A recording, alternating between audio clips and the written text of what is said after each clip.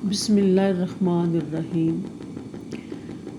اللہ تعالیٰ نے انسان کو اشرف المخلوقات بنایا ہے اور اس کے لیے اس دنیا میں بے شمار نشانیاں جو ہیں وہ رکھی ہیں۔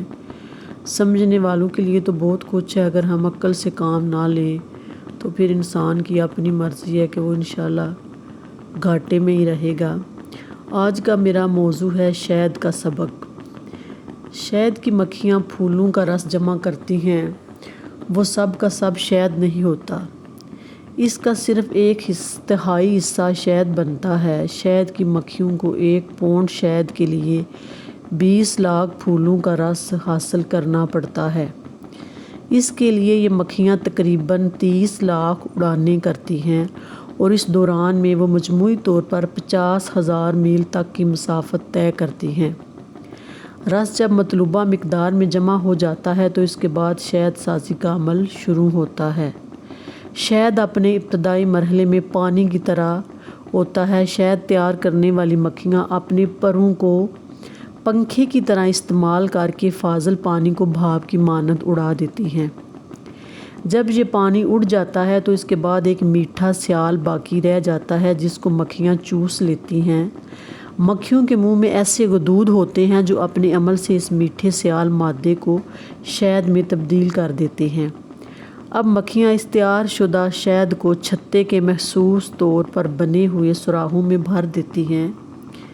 یہ سوراخ مکھیاں موم کے ذریعے حد درجہ کارگری کے ساتھ بناتی ہیں۔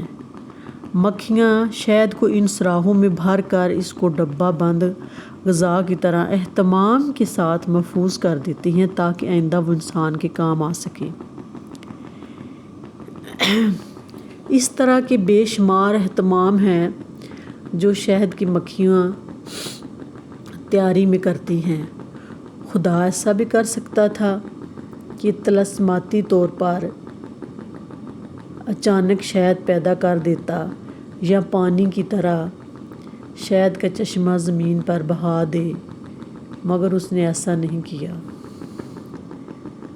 یہ اللہ تعالیٰ ہی کی قدرت کا کرشمہ ہے کہ اللہ تعالیٰ اتنی قدرت رکھنے کے باوجود بھی اس نے شہد کو اسباب کے ایک حد درجہ کامل نظام کے تحت تیار کیا تاکہ انسان کو سبق حاصل ہو سکے کہ وہ جان سکے کہ خدا نے دنیا کا نظام کس ڈھنگ پر بنایا ہے۔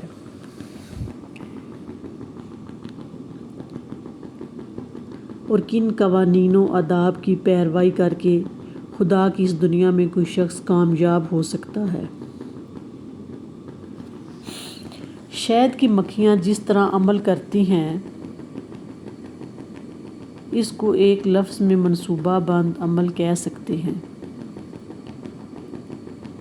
یہی اصول انسان کے لیے بھی ہیں۔ انسان سبھی صرف اس وقت کامیابی حاصل کر سکتا ہے جب کہ وہ منصوبہ بند عمل کے ذریعے اپنے مقصد تک پہنچنے کی کوشش کرے اور منظم طریقے سے شہد کی مکھیوں کی طرح منظم طریقے سے منصوبہ بندی پر عمل کرے۔ اس دنیا میں کامیابی حاصل کرنے کا واحد اور یقینی طریقہ صرف اور صرف یہی ہے کہ انسان شہد کی مکھی کی طرح کام کرے، جس طرح شہد کی مکھی کے لیے بھی اور انسان کے لیے بھی یہی منصوبہ جو ہے وہ کارآمد ہے۔ اسی کے ساتھ میں اجازت چاہتی ہوں۔ اللہ تعالیٰ مجھے اور آپ کو سب کو شہد کی مکھیوں کی طرح اپنی زندگی میں اپنے کام جو ہے منصوبہ بندی کے ساتھ کرنے کی توفیق عطا فرمائے۔ فی امان اللہ۔ انشاءاللہ کل ملتے ہیں کسی نئی کہانی کے ساتھ، اور مجھے آپ نے ضرور بتانا ہے کہ آپ نے اس کہانی سے کیا سبق سیکھا ہے اور اس پر کیا عمل کیا ہے۔